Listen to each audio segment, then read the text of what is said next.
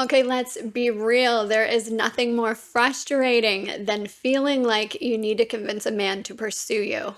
But what if I told you that the right man will want to pursue you naturally? No games, no manipulation, just a woman who is confident and whole, walking in God's timing. Today, I'm sharing exactly how to make a man want to pursue you without forcing it.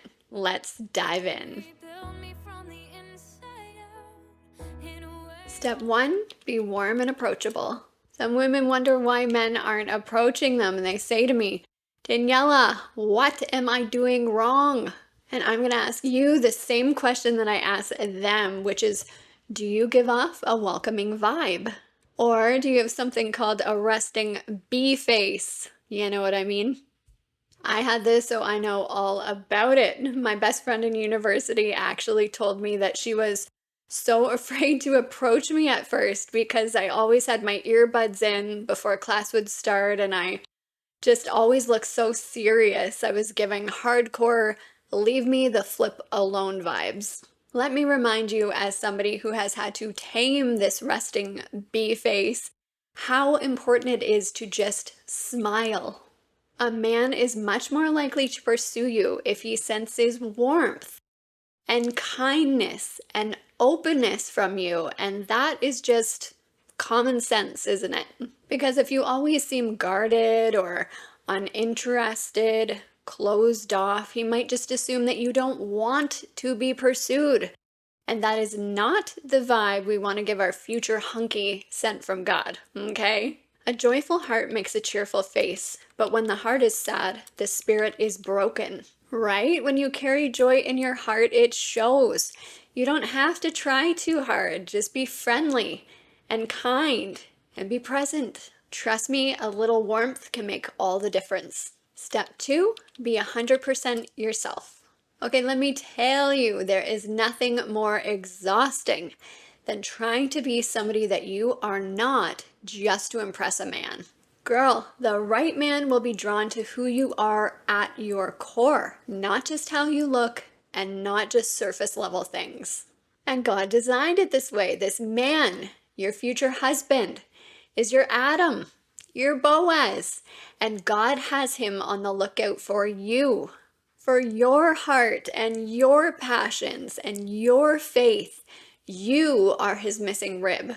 God made you uniquely for a reason, and if a man is truly meant for you, he's going to be drawn to you, okay? Not a version of you that is trying to fit into a mold.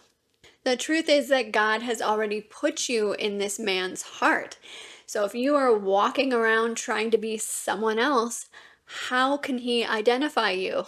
Step number three, do not chase him.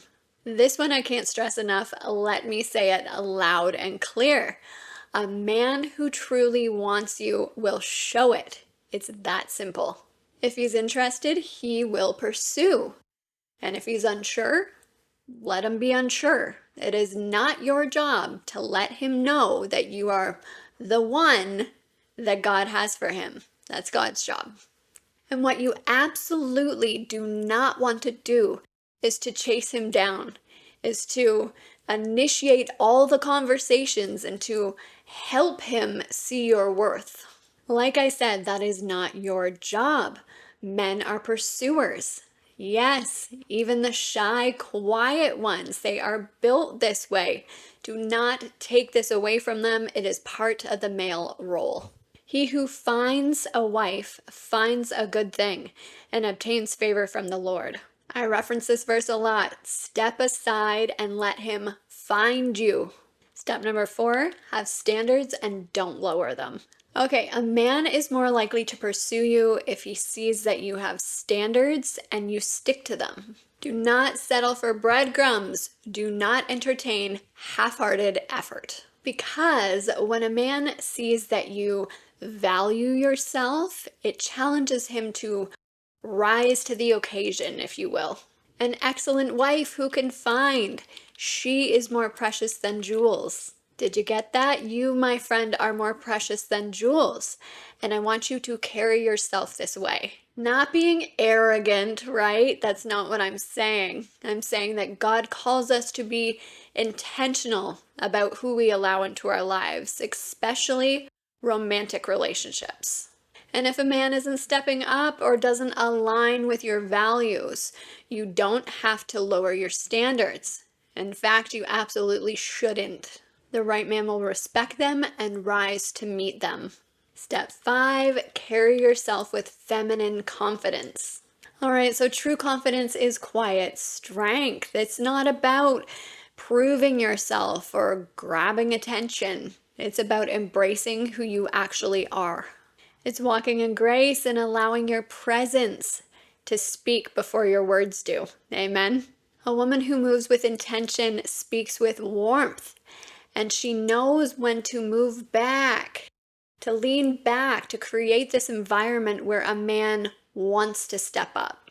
Men are naturally wired to pursue, as I said, but in today's world, the men just don't feel that they need to, honestly, because the women have so taken on that chasing role, right? It's the girl boss generation. But when you embrace your femininity, now that's a big word, your grace, your strength, your ability to receive, you then inspire this godly man to take note of you.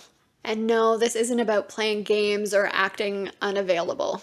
Think about it, a woman who speaks softly but with certainty, who holds herself with poise, who doesn't rush to prove herself. Now that's magnetic.